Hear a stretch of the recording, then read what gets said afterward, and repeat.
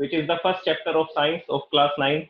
And students, if you are hearing my voice and audio clearly, then please raise your hands. All students, raise your hands for attendance. Okay, thank you.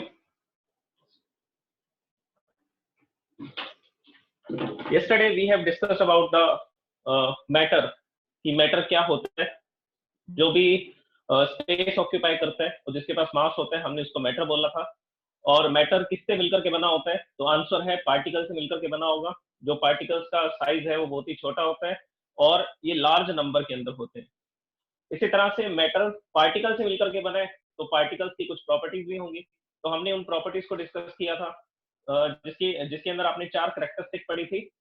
जो particles है matter के, वो continuously motion में रहते हैं, वो लगातार motion करते रहते हैं, रैंडम मोशन, वाइब्रेटरी मोशन, जिस भी तरह का मोशन करते हैं, लेकिन मोशन करते हैं। सेकंड कैरेक्टरिस्टिक हमने ये डिस्कस की थी कि पार्टिकल्स जो है उनके वो एक दूसरे को अट्रैक्ट करते हैं। पार्टिकल्स जो है वो सब एक दूसरे को अट्रैक्ट करते हैं। थर्ड प्रॉपर्टी में हमने ये डिस्कस किया था कि पार्टिकल्स के बीच में स्पेसेस होते हैं। स्पेसेस, सॉलिड के पार्टिकल्स में थोड़े कम स्पेस हैं, लिक्विड के जो पार्टिकल्स हैं उनमें स्पेसेस थोड़े ज्यादा होते हैं, और गैसेस के जो पार्टिकल्स हैं उनमें स्पेसेस और ज्यादा होते हैं। तो इसी तरह से एक प्रॉपर्टी और थी, लास्ट प्रॉपर्टी, जिसमें हमने ये डिस्कस किया था कि पार्टिकल्स का जो साइज है वो बहुत ही छोटा होता है, वेरी स्मॉल, बहुत छोटे होते हैं पार्टिकल्स जो हैं। और ये जो चारों कैरेक्टरिस्टिक थी, इनको हमने एक्टिविटीज के थ्रू डिस्कस किया था। मैंने हर एक कैरेक्टरिस्टिक के लिए एक एक्टिविटी एक्सप्लेन की थी। अब उसी से रिलेटेड आगे की स्टडी करते हैं, जिसमें हम लोग पढ़ेंगे ब्राउनियन मोशन के बारे में। देखिए, ईयर 1827 में रॉबर्ट ब्राउन ने एक एक्सपेरिमेंट किया था।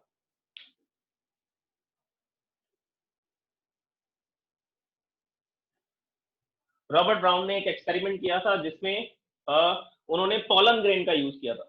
पॉलन ग्रेन्स आप जानते हैं कि प्लांट्स के अंदर जो फ्लावर होते हैं, उस फ्लावर के अंदर एंथर होता है, और एंथर के अंदर छोटे छोटे पार्टिकल्स होते हैं जिनको पॉलन ग्रेन बोला जाता है।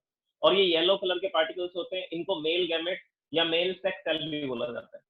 और ये किस काम आते हैं? ये सेल्फ पॉलिनेशन, क्रॉस पॉलिनेशन करने के काम में आते हैं। तो उन्हीं पॉलन ग्रेन्स का यूज किया जो प्लांट्स के अंदर से मिलते हैं और येलो कलर के होते हैं।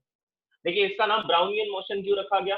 क्योंकि रॉबर्ट ब्राउन ने इसके लिए एक्सपेरिमेंट करके ये प्रूव करके बताया था कि जो पार्टिकल्स रहते हैं वो लगातार मोशन करते रहते हैं। तो आइए इस एक्टिविटी को देखते हैं जो रॉबर्ट ब्राउन ने की थी। सबसे पहले उन्होंने एक बीकर लिया, बीकर के अंदर वाटर को फिल किया। वाटर फिल करने के बाद उन्होंने इसके अंदर पॉलन ग्रेन्स को डाल दिया। जैसे मैंने ये 2-3 पार्टिकल डाल दिए पॉलन ग्रेन के, इस तरह से इन्होंने पॉलन ग्रेन को डाल दिया। ये बीकर का साइड व्यू है।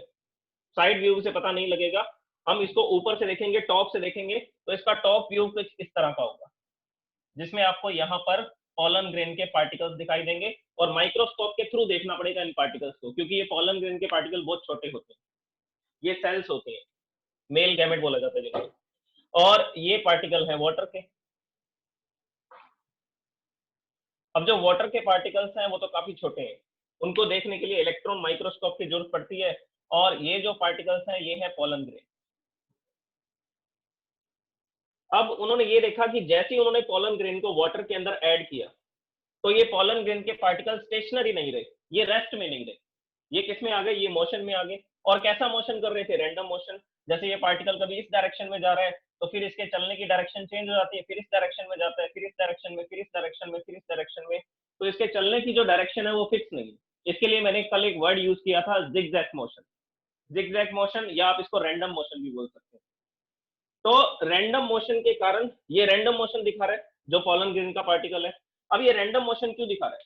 पार्टिकल को तो मैंने जस्ट इसके सरफेस पर, वाटर के सरफेस पर रखा था, तो उसको स्टेशनरी रहना चाहिए था, रेस्ट में रहना चाहिए था। लेकिन ये पॉलन ग्रेन का पार्टिकल तो इरेगुलर मोशन कर रहा है, ये जिगजैग मोशन कर रहा है। तो अगर ये जिगजैग मोशन कर रहा है, तो इसका मतलब इसको मोशन में कौन लेकर के आया होगा?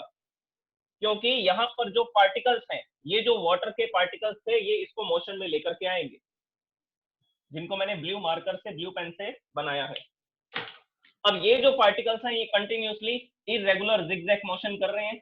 अगर ये मोशन कर रहे हैं तो इनके मोशन करने की वजह से, जैसे मान लीजिए यहाँ पर ये पोलन ग्रेन पड़ा था, तो ये वाटर का पार्टिकल डायरेक्शन में चलकर क्या है, जैसे ये कोलाइड करता है, इसको स्ट्राइक करता है, स्ट्राइक करते ही ये भी मोशन में आ जाता है, ये भी चलना शुरू कर देता है। अब ये मोशन में आ गया तो आगे जाकर के ये किसी दूसरे पार्टिकल से कोलाइड करेगा, स्ट्राइक करेगा, स्ट्राइक करते ही इसके मोशन की डायरेक्शन चेंज हो जाएगी, फिर इस डायरेक्शन में चला जाएगा, फिर आगे चल करके किसी और पार्टिकल से टकराएगा, फिर इसके मोशन की डायरेक्शन चेंज हो जाएगी। तो ये एट रैंडम किसी भी डायरेक्शन में जा सकता है कोलिजन के बाद। तो रॉबर्ट ब्राउन ने ये एक्सपेरिमेंट किया था, जिसने उनको ये समझ में आया कि जैसे ही मैंने पोलन ग्रेन्स को डाला, वो रेस्ट में नहीं रह रहे हैं, वो लगातार मोशन कर रहे हैं, वो कंटिन्यूस मोशन कर रहे हैं। और किस तरह का मोशन कर रहे हैं, उसके लिए आप वर्ड यूज करेंगे जिगजैग मोशन, जिगजैग मोशन, या आप बोल सकते हैं रैंडम मोशन। तो ये जिगजैग मोशन कर रहे हैं। और कल हमने इस कैरेक्टरिस्टिक को डिस्कस भी किया था कि जो भी मटेरियल्स हैं, जो भी मैटर है, उसके पार्टिकल्स कंटिन्यूसली मोशन में रहते हैं, मूविंग रहते हैं। और उसको एक एक्टिविटी से एक्सप्लेन भी किया गया था, जिसमें आपको ये बताया था कि वाटर के अंदर हम जैसे इंक ड्रॉप को डालते हैं, तो इंक ड्रॉप को डालने के बाद वो अपने आप उसके अंदर 1 ओवर या 2 ओवर के अंदर यूनिफॉर्मली स्प्रेड आउट हो जाती है, एक यूनिफॉर्म कॉम्पोजिशन बनाती है। तो इंक अपने आप उसमें मिक्स क्यों हो रही है? हमने तो स्पून लेकर के उसको स्टिर नहीं किया, हिलाया नहीं, मिक्स नहीं किया, फिर भी वो ऑटोमेटिकली अपने आप यूनिफॉर्मली उसमें स्प्रेड आउट होगी। क्यों स्प्रेड आउट होगी? क्योंकि वाटर के पार्टिकल मूविंग, वो वाटर के पार्टिकल मूविंग थे, जो जाकर के इंक के पार्टिकल से कोलाइड करते हैं। जैसे ही कोलाइड करते हैं, इंक के पार्टिकल भी मोशन में आ जाते हैं, और वो मोशन में आ जाते हैं तो धीरे धीरे वो पूरे वाटर के अंदर यूनिफॉर्मली स्प्रेड आउट हो जाते हैं। तो ये एक्टिविटी, ये कैरेक्टरिस्टिक और रॉबर्ट ब्राउन का एक्सपेरिमेंट, ये सब यही बता रहे हैं कि जो पार्टिकल्स हैं वो जिगजैग मोशन करते हैं, रैंडम मोशन करते हैं, लिक्विड के अंदर और गैसेस के अंदर। सॉलिड के अंदर पार्टिकल्स चल करके नहीं जा सकते, उनकी पोजीशन फिक्स होती हैं, वो अपनी पोजीशन पर वाइब्रेटरी मोशन कर सकते हैं, सिर्फ वाइब्रेशन कर सकते हैं सॉलिड के particles. Okay, so this is zigzag motion, और ये किसने एक्सप्लेन किया? रॉबर्ट ब्राउन ने। और ये जो भी मोशन है, इसका क्या नाम रखा गया? Brownian motion. और कब किया था ये एक्सपेरिमेंट? ईयर 1827। अब इस चैप्टर के अंदर हम लोग कुछ प्रॉपर्टीज को डिस्कस करेंगे। ये वर्ड्स काम में लेंगे, एक रिजिडिटी और दूसरा फ्लूइडिटी। रिजिडिटी, रिजिडिटी क्या होता है? देखिए, इसका बेसिक मीनिंग है अनबेंडिंग और इनफ्लेक्सिबल। अनबेंडिंग, जिसको बेंड ना किया जा सके। इनफ्लेक्सिबल मतलब जो फ्लेक्सिबल ना। ऐसी प्रॉपर्टी किसके अंदर होती है? सॉलिड मटेरियल्स में। जो सॉलिड मटेरियल्स होते हैं वो अनबेंडिंग होते हैं और इनफ्लेक्सिबल होते हैं, आप उसको बेंड नहीं कर सकते। और वो फ्लेक्सिबल नहीं होता कि आप उसको मोड़ेंगे और वापस पुरानी स्टेट में आ जाएगा, इनिशियल स्टेट के अंदर आ जाएगा, ऐसा नहीं होगा। तो रिजिडिटी का मतलब होगा अनबेंडिंग और इनफ्लेक्सिबल। ये एक टेंडेंसी है, ये एक प्रॉपर्टी है जो आपको किसके अंदर मिलेगी? सॉलिड के अंदर। और इसी प्रॉपर्टी के कारण सॉलिड अपनी शेप को मेंटेन करते हैं, इसी प्रॉपर्टी के कारण सॉलिड अपनी शेप को मेंटेन करते हैं। तो सॉलिड क्या होते हैं? Rigid. Solids are rigid. Fluidity, fluid, fluid का बेसिक मीनिंग होता है टू फ्लो, जो फ्लो कर सकते हैं। जो फ्लूइड मैंने यहां पर वर्ड यूज किया है, उसका बेसिक मीनिंग है to flow. The materials which can flow easily are called fluids. जो मटेरियल इजीली फ्लो कर सकते हैं उनको फ्लूइड बोला जाता है। और ये जो प्रॉपर्टी होगी, ये जिस भी मटेरियल के अंदर ये प्रॉपर्टी होगी, उस प्रॉपर्टी को बोला जाएगा फ्लूइडिटी। और ये प्रॉपर्टी आपको किस किस में मिलेगी? ये प्रॉपर्टी आपको दो तरह के मटेरियल्स में मिलेगी, लिक्विड्स में और गैसेस के अंदर। लिक्विड्स फ्लो हो सकते हैं और गैसेस भी फ्लो हो सकती हैं। तो जो मटेरियल इजीली फ्लो हो सकते हैं उनको फ्लूइड बोला जाता है, और उन मटेरियल की इस प्रॉपर्टी को फ्लूइडिटी बोला जाता है। तो फ्लूइडिटी कोई मटेरियल नहीं है, फ्लूइडिटी प्रॉपर्टी है लिक्विड और गैसेस की। इसी तरह से रिजिडिटी कोई मटेरियल नहीं है, रिजिडिटी एक प्रॉपर्टी है किसकी? सॉलिड्स की। ये प्रॉपर्टी होती है सॉलिड्स की। और जो फ्लूइड होते हैं उनको रखने के लिए हमें एक बीकर की जरूरत पड़ेगी। लिक्विड को अगर आपको रखना है तो उसके लिए आपको एक कंटेनर चाहिए होगा। गैसेस को अगर आपको रखना है तो उसके लिए आपको क्लोज्ड कंटेनर चाहिए होगा। लिक्विड को रखने के लिए एक कंटेनर चाहिए होगा, एक बीकर चाहिए होगा, और गैसेस को रखने के लिए क्लोज्ड कंटेनर चाहिए होगा। क्योंकि गैस के जो पार्टिकल है वो दूर दूर होते हैं, कल पढ़ा था आपने इसके बारे में कि उनके बीच में स्पेसेस इतने ज्यादा होते हैं कि वो पार्टिकल दूर दूर जा सकते हैं, पूरे कमरे के अंदर कहीं भी स्प्रेड आउट हो सकते हैं। तो गैसेस को रखने के लिए क्लोज कंटेनर चाहिए और लिक्विड्स को रखने के लिए ओपन कंटेनर, एक कंटेनर चाहिए होगा। ओके, तो फ्लूइड के अंदर आपको ये भी ध्यान रखना है। तो ये दो वर्ड हम यूज करेंगे, रिजिड और फ्लूइड। अब हम बात करते हैं कि मटेरियल्स। मैंने कल डिस्कस किया था कि मैटर जो है वो बिलियंस ऑफ टाइप के हैं, करोड़ों तरह के मटेरियल है, तो इतने सारे मटेरियल्स को एक साथ स्टडी करना या एक एक करके स्टडी करना पॉसिबल नहीं है, तो हमें इसका क्लासिफिकेशन करना पड़ेगा, मटेरियल का, मैटर का क्लासिफिकेशन करना पड़ेगा।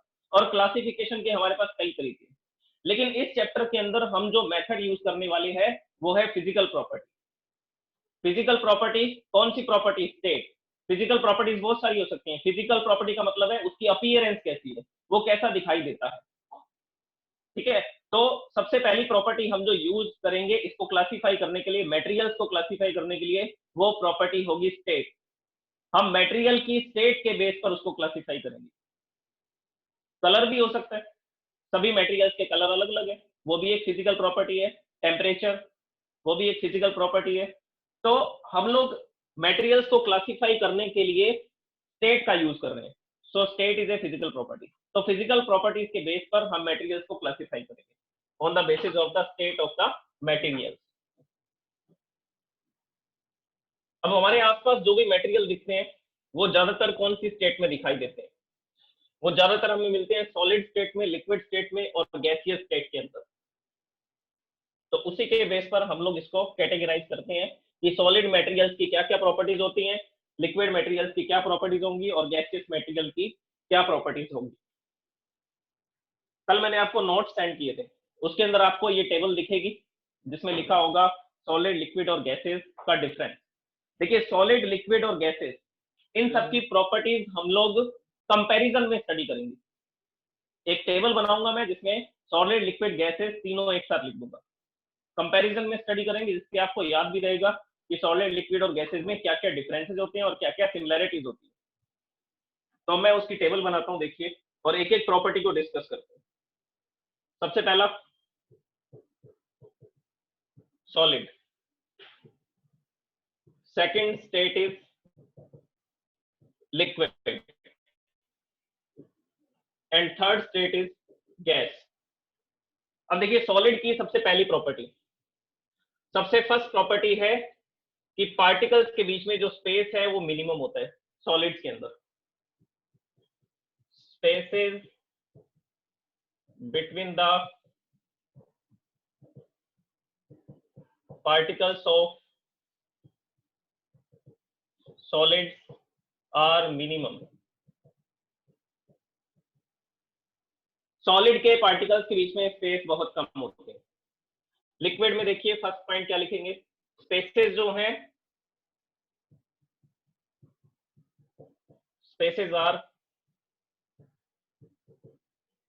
Larger than solid. और इसमें क्या लिखेंगे, स्पेसेस आर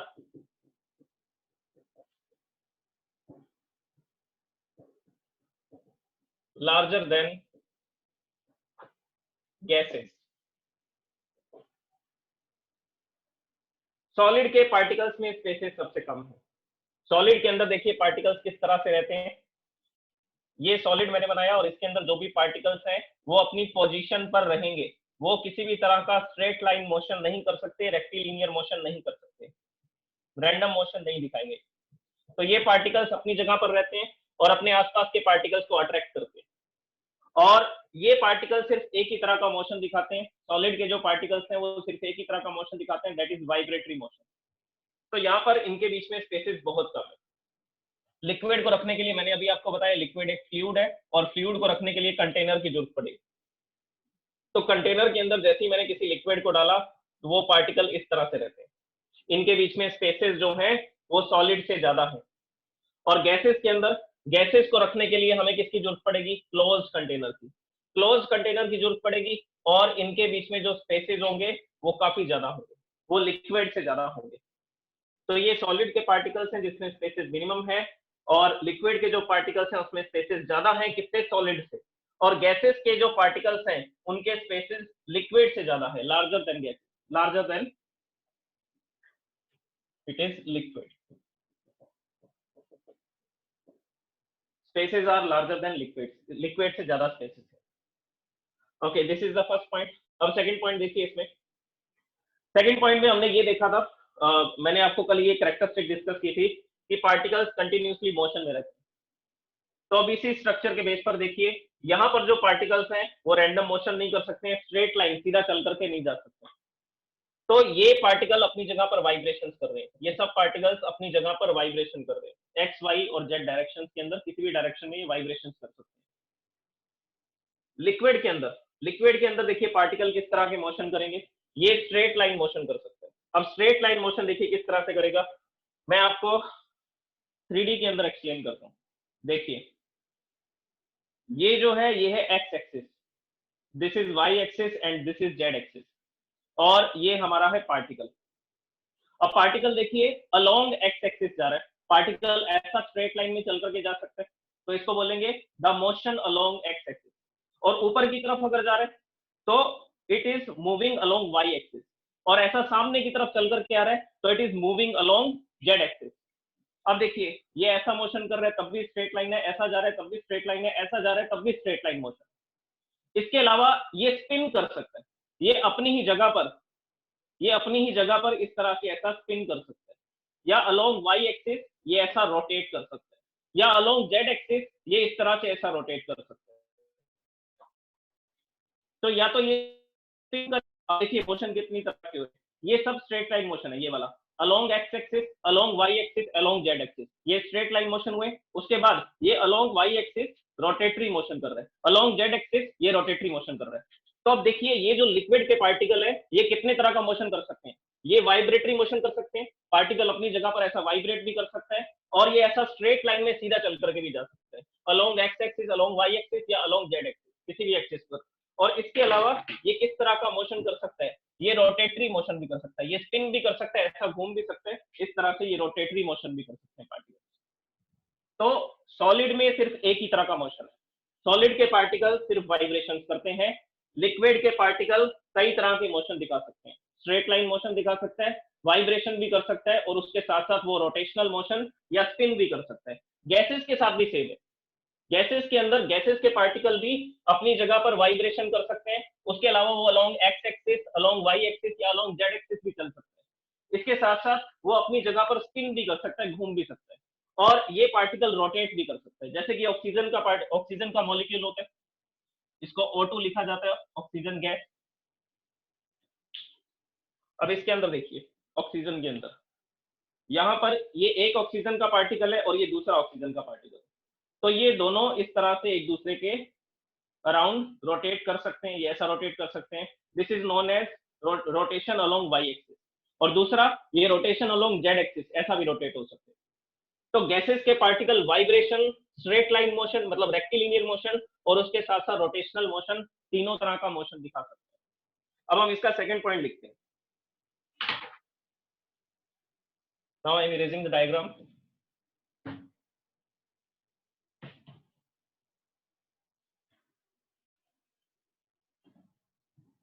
Second is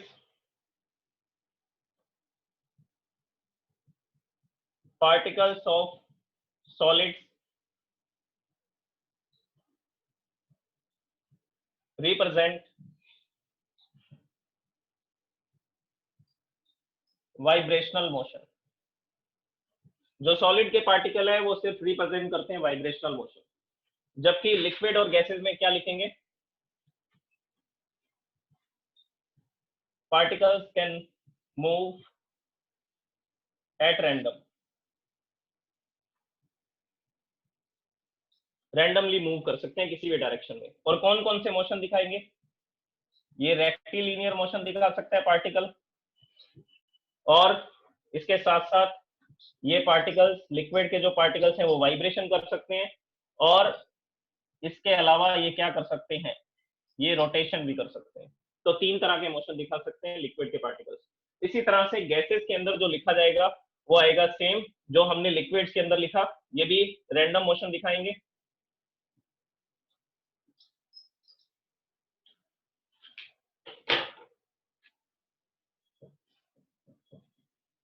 और तीनों तरह का मोशन दिखाएंगे, rectilinear motion and vibrational motion, and third one is rotational motion.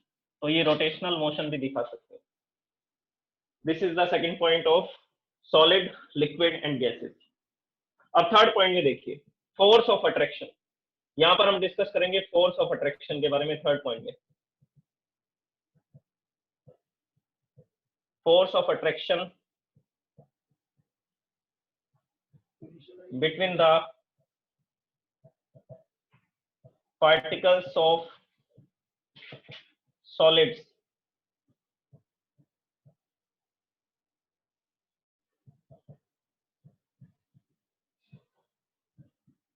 is strongest। देखिए पार्टिकल्स जो है, सॉलिड के जो पार्टिकल्स हैं उनमें जो अट्रैक्शन फोर्स है वो स्ट्रॉन्गेस्ट होगा। वो स्ट्रॉन्गेस्ट होगा, मैं कंपैरिजन में बोल रहा हूँ, लिक्विड और गैसेस से ज्यादा स्ट्रॉन्ग होगा। अब इसके बारे में देखिए,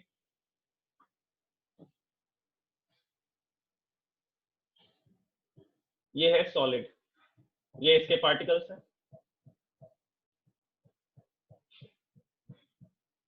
they are at their mean position and represent the vibrational motion। जैसे कोई भी पार्टिकल, इस पार्टिकल को डिस्कस करते हैं जिसको मैंने डार्क किया, ये पार्टिकल को अट्रैक्ट किया जा रहा है, इसके आसपास के जो भी पार्टिकल्स हैं वो सब इसको क्या कर रहे हैं, अट्रैक्ट कर रहे हैं। और अगर स्पेसेस कम है तो अट्रैक्शन फोर्स ज्यादा होगा, अगर पार्टिकल्स के बीच में स्पेसेस कम है तो अट्रैक्शन फोर्स ज्यादा होगा। अब देखिए सेकंड, लिक्विड के अंदर स्टेट कैसे चेंज होती है वो आपको इसी थर्ड पॉइंट से पता लगेगा। ये एक कंटेनर लिया लिक्विड को रखने के लिए, और ये लिक्विड के पार्टिकल्स हैं जिनके बीच में आपको दिखाई दे रहा है स्पेसेस ज्यादा हैं, सॉलिड से ज्यादा स्पेसेस हैं। और ये पार्टिकल किसी भी डायरेक्शन में मोशन कर सकते हैं, at random they can move in any direction. अब ये है लिक्विड के पार्टिकल्स। अब देखिए अगर इनके स्पेसेस बढ़ चुके हैं तो अट्रैक्शन फोर्स जो है वो कम हो जाएगा, जो अट्रैक्शन फोर्स है वो डिक्रीज हो जाएगा। और अगर अट्रैक्शन फोर्स डिक्रीज हो गया तो स्टेट चेंज हो जाएगी। देखिए सॉलिड को लिक्विड में कैसे कन्वर्ट किया जाता है, जब मैं सॉलिड को गर्म करता हूँ, हीट एनर्जी देता हूँ, मैंने इसके नीचे बर्नर लगाया और इसको फ्लेम्स देना शुरू किया, हीट एनर्जी देना शुरू किया। जैसे ही मैं इसको गर्म करता हूँ, हम क्या देखते हैं, ये जो पार्टिकल्स हैं ये वाइब्रेशन करते करते, जैसे मान लीजिए ये सॉलिड के पार्टिकल्स, ये सॉलिड के पार्टिकल्स को जैसे ही मैं गर्म कर रहा हूँ, गर्म करने पर इनके वाइब्रेशनल मोशन इंक्रीज हो जाते हैं, और वाइब्रेशन करते करते ये एक दूसरे से इतना दूर हो जाते हैं कि इनके बीच का फोर्स ऑफ अट्रैक्शन जो है डिक्रीज हो जाता है। अगर फोर्स ऑफ अट्रैक्शन डिक्रीज हो गया तो ये एट रैंडम किसी भी डायरेक्शन में मूव कर सकते हैं।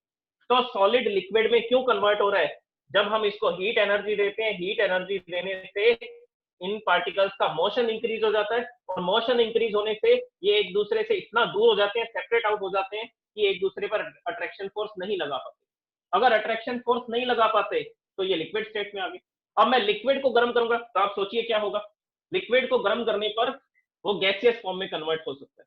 क्यों कन्वर्ट हो सकता है, क्योंकि जब मैं इसको हीट अप करूंगा, हीट अप करने पर इनका मोशन इंक्रीज हो जाएगा, ये फास्ट मूविंग हो जाएगी, और मोशन करते करते फास्ट मूविंग होने के कारण ये एक दूसरे से दूर होना शुरू हो जाएंगे, और जैसे जैसे दूर होते जाएंगे इतना दूर हो जाएंगे कि इनके बीच में अट्रैक्शन फोर्स नेग्लिजिबल हो जाएगा।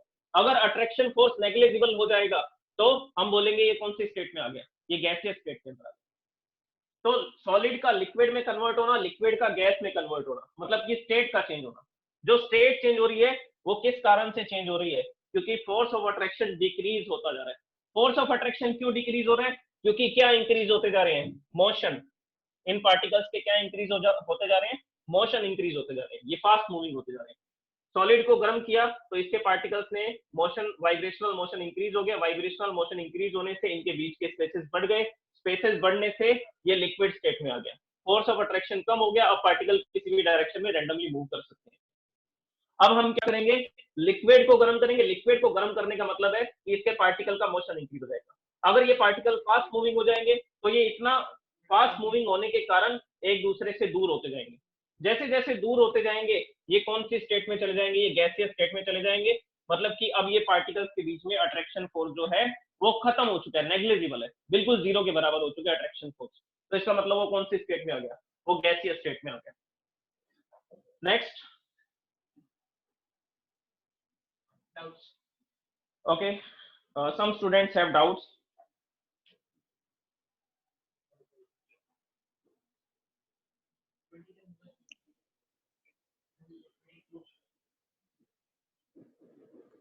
Hello. Hello yes, Ishita Sharma.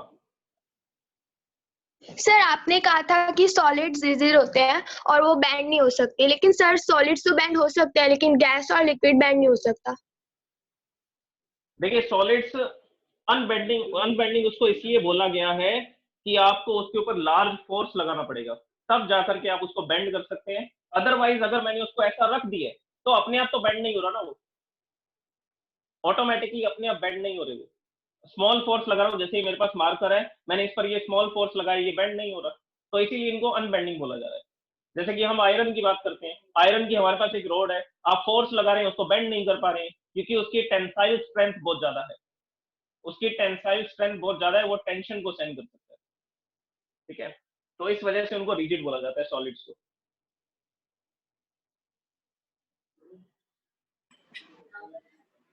Next. Hello yes Tara. Sir, my question was कि स्लाइम जो हम खेलते हैं जिससे, वो कौन सी स्टेट होती है? जो स्लाइम है वो हम लोग पढ़ेंगे नेक्स्ट चैप्टर के अंदर, उनको कोलॉइड्स बोला जाता है। वो एक मिक्सचर है, एक हेट्रोजीनियस मिक्सचर है, वो नेक्स्ट चैप्टर के अंदर आएगा।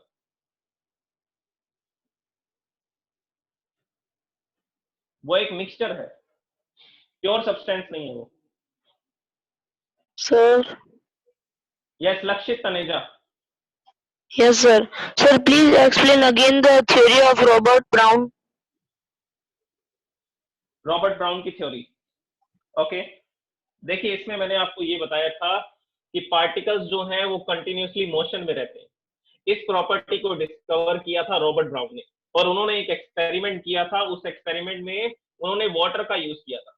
अब देखिए ये वाटर के पार्टिकल्स हैं, दिखाई दे रहा है आपको बोर्ड पर, ये वाटर के पार्टिकल्स हैं और ये एट रैंडम किसी भी डायरेक्शन में मूव कर रहे हैं। अब ये कैसे पता लगा ये मूव कर रहे हैं? तो उन्होंने क्या किया, इसके अंदर पॉलन ग्रेन को डाला। ये पॉलन ग्रेन येलो कलर का एक मेल गैमेट होता है, फ्लावर के अंदर ये मिलता है, एंथर के अंदर फ्लावर का पार्ट है एंथर। अब ये पॉलन ग्रेन जो मैंने इसके ऊपर ऐसा रखा, इसको कैसा रहना चाहिए था? स्टेशनरी, रेस्ट में रहना चाहिए था, लेकिन ये रेस्ट में नहीं रहता। क्यों नहीं रहता है रेस्ट में? क्योंकि वाटर का कोई ना कोई पार्टिकल आकर के इससे कोलाइड करता है। जैसे मान लीजिए ये पार्टिकल इस डायरेक्शन में बढ़ रहा था, तो जैसे इस डायरेक्शन में जा रहा है, इसके रास्ते में पॉलन ग्रेन आ रहा है। अब ये पार्टिकल जैसे इससे कोलाइड करेगा, इसको स्ट्राइक करेगा, जैसे इसको स्ट्राइक करेगा, ये पॉलन ग्रेन कौन सी स्टेट में आ जाएगा? ये मोशन की स्टेट में आ जाएगा। अब ये इस डायरेक्शन में आगे जा रहा था, इतनी देर में कोई दूसरा पार्टिकल यहाँ आकर के इससे फिर से कोलाइड करता है। तो जैसे यहाँ आकर के कोलाइड करता है, फिर इसके मोशन की डायरेक्शन चेंज हो जाती है, फिर ये इस डायरेक्शन में चलना शुरू कर देते हैं। तो पॉलन ग्रेन जो है वो रेस्ट में रहना चाहिए था, लेकिन वो रेस्ट में नहीं रहता। क्यों? तो रॉबर्ट ब्राउन ने ये सोचा, ये उसकी थ्योरी बनाई, ये डिस्कशन किया कि ये रेस्ट में रहना चाहिए था, लेकिन रेस्ट में नहीं रह रहा है। क्यों नहीं रह रहा है? क्योंकि वाटर के पार्टिकल्स मूविंग होंगे, वाटर के पार्टिकल मूविंग है, मोशन में है, इसी वजह से वो पॉलन ग्रेन के पार्टिकल्स के साथ कोलाइड करते होंगे, और कोलिजन करने के कारण ये पॉलन ग्रेन का पार्टिकल मोशन में आ जाता होगा। This is Brownian motion, zigzag motion.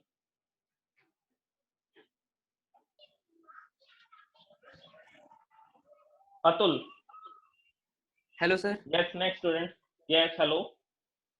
Sir, I want to ask, sir, that you said the solids and the particles of solid are vibrates. Sir, then why Yes. doesn't why we sir हम जब देखते हैं उसको तो sir वो तो vibrate करता हुआ नहीं दिखता।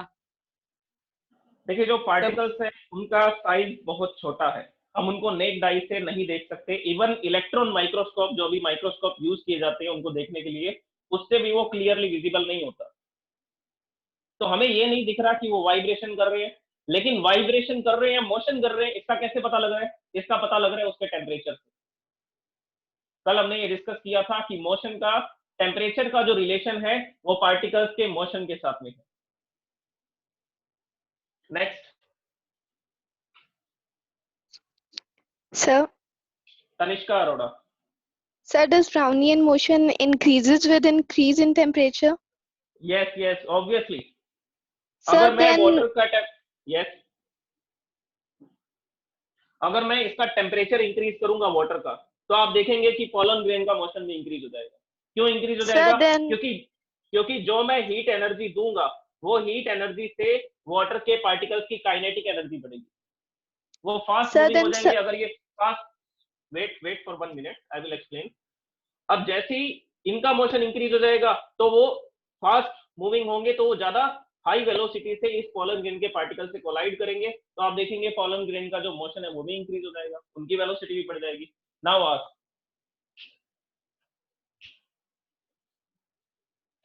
Tanishka.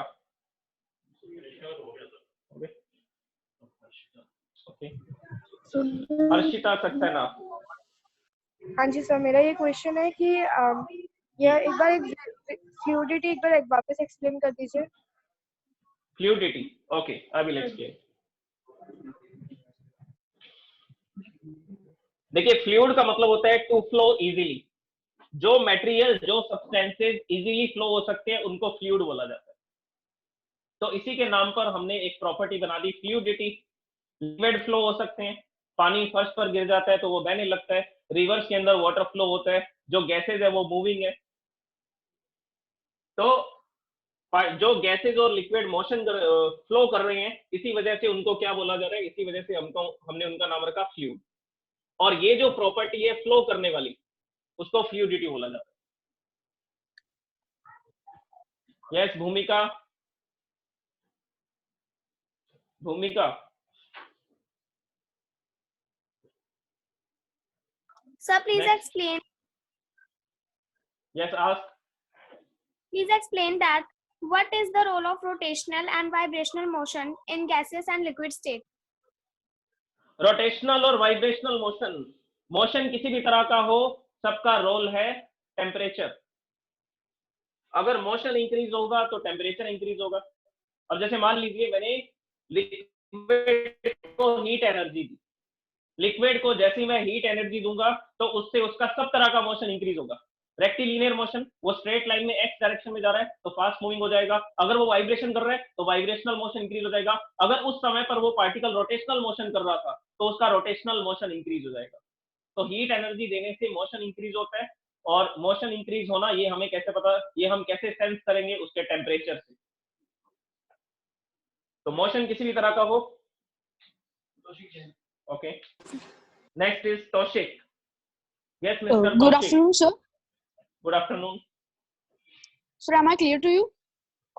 Yes sir, please ask the question.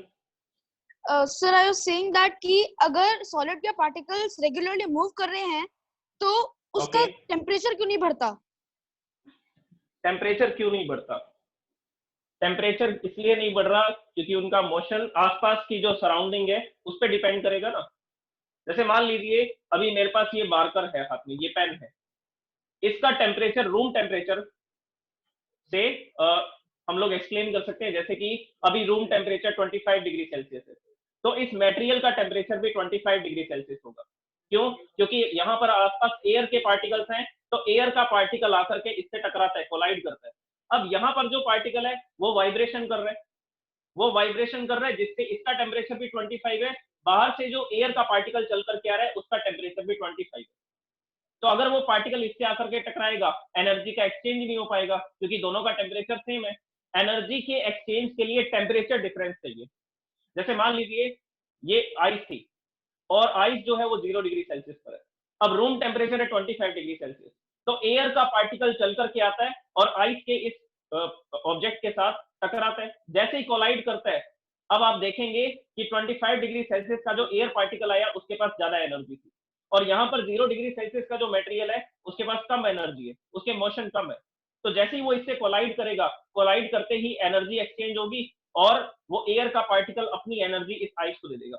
तो धीरे धीरे इसकी एनर्जी बढ़ेगी, इसके मोशन इंक्रीज होंगे, तो ये आइस मेल्ट होनी शुरू हो जाएगी और लिक्विड स्टेट में आ जाएगी।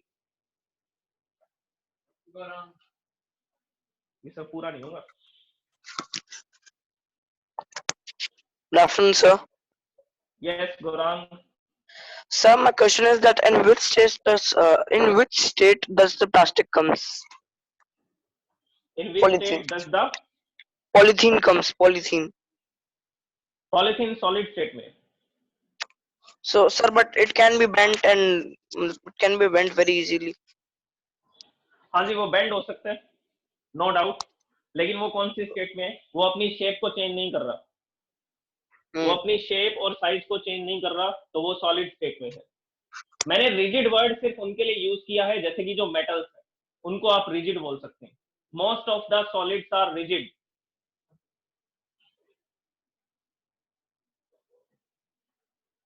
Okay, now back to the third point. हमने ये डिस्कस किया था कि सॉलिड्स के अंदर जो अट्रैक्शन फोर्स है, पार्टिकल्स के बीच में जो अट्रैक्शन फोर्स है वो स्ट्रॉन्गेस्ट होता है लिक्विड और गैसेस की वजह से। और इसमें देखिए लिक्विड के अंदर जो है फोर्स ऑफ अट्रैक्शन, इसको मैं शॉर्ट में लिख रहा हूं फोर्स ऑफ अट्रैक्शन, ये जो है it is weaker then solids and force of attraction in gases is weakest. Gases के अंदर फोर्स ऑफ अट्रैक्शन वीकेस्ट होगा, पार्टिकल्स के बीच में solids. Okay, now we will in the next lecture we will discuss about the fourth point of solid, liquid and gases. And please raise your hands, and all the students please